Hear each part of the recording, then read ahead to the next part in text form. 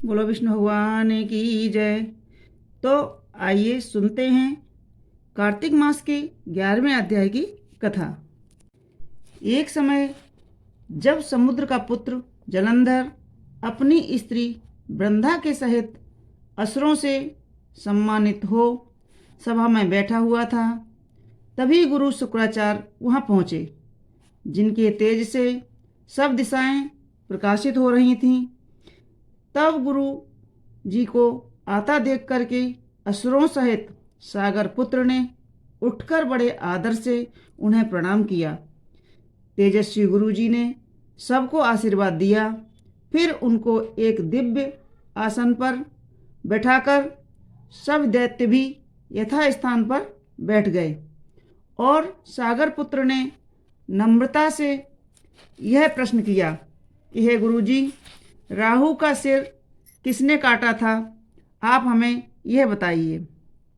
इस पर श्री शुक्राचार्य ने विरोचन पुत्र हिरण्यकश्यप और उसके धर्मात्मा पौत्र का परिचय देकर देवताओं और असुरों द्वारा समुद्र मंथन की संक्षेप में सब कथा कहकर यह बतलाया कि जब समुद्र से अमृत निकाला तो उसे देवरूप बनाकर राहु भी पीने बैठ गया। इस पर इंद्र ने पक्षपाती भगवान विष्णु ने राहु का सिर काट डाला। यह सुनने के साथ ही जलंधर के नेत्र लाल हो गए। उसने बड़ा क्रोध किया, फिर अपने धस्मर नामक दूत को बुलाकर गुरु का कहा हुआ सब वृतांत सुनाया और आज्ञा दी कि तुम शीघ्र ही इंद्रपुरी में जाकर इंद्र को मेरी शरण में लाओ। दशमर जलंधर का बड़ा निपुण दूत था। वहीं शीघ्र ही इंद्र की सुधर्मा नामक सभा में जा पहुंचा और उसने जलंधर के शब्दों में कहा, हे देवताधम, तुमने समुद्र को क्यों मथा और मेरे पिता के सब रत्नों को क्यों ले लिया? ऐसा करके तुमने अच्छा नहीं किया। यदि तू अपना भला चाहता है तो उन सब रत्नों सहित देवताओं के साथ मेरी शरण में आ, अन्यथा हे सुराधम, मैं सत्य कहता हूँ कि तेरा राज ध्वंस कर दूंगा। इंद्र यह सुनकर बहुत विस्मित हुआ और कहने लगा, पहले सागर ने मेरे भय से सब पर्वतों को अपनी कुक्षी में क्यों स्थान दिया और मेरे शत्रु दैत्यों की रक्षा क्यों की? इसी कारण से मैंने उसके सब रत्न हरण कर लिए हैं। मैं सत्य कहता हूँ कि मेरा द्रोही सुखी नहीं रह सकता। इंद्र की बात सुनकर वह दूत शीघ्र ही जलंधर के पास आया और सब बातों से उसे कहकर सुनाई, जिसके सुनते ही वह दैत्य क्रोध के मारे अपने होठों को काटने लगा और दैत्यों को जीतने के लिए उसने उद्योग आरंभ कर दिया। फिर तो सब दिशाओं तथा पाताल से करोड़ों दैत्यों के उसके पास आ पहुंच गए। शुंभ निशुंभ सेनापतियों को साथ लेकर जलंधर इंद्र से युद्ध करने लगा। शीघ्र ही इंद्र ने नंदन वन में अपनी विशाल सेना उतार दी। वीरों ने शंख ध्वनि और घोर गर्जन से इंद्रपुरी गूंज उठी। अमरावती छोड़ देवता उनसे युद्ध करने चले। भयानक मारकाट हुई।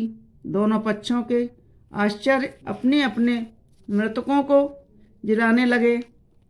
असुरों के आचार्य गुरु शुक्राचार्य जी अपनी मृत संजीवनी विद्या से और देवगुरु बृहस्पति द्रोणागिरी से औषधि लाकर मुर्दों को जिलाते रहे। इस पर जलंधर ने अपने गुरु शुक्राचार्य जी से क्रुद्ध होकर कहा, मेरे हाथ से मरे हुए देवता कैसे जीते हैं? जिलाने वाली औषधियाँ तो सब आपके पास हैं, फिर यह कैसे संभव है।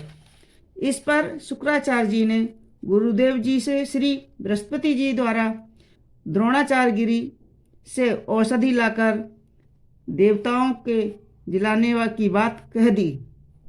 यह सुनकर जलंधर और भी क्रुद्ध हो गया।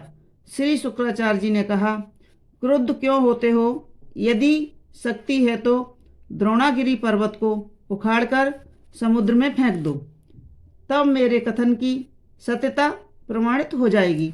इस पर जलंधर क्रोध होकर शीघ्र ही द्रोणागिरी पर्वत के पास जा पहुंचा और अपनी भुजाओं द्वारा उसे जड़ से उखाड़कर समुद्र में फेंक दिया।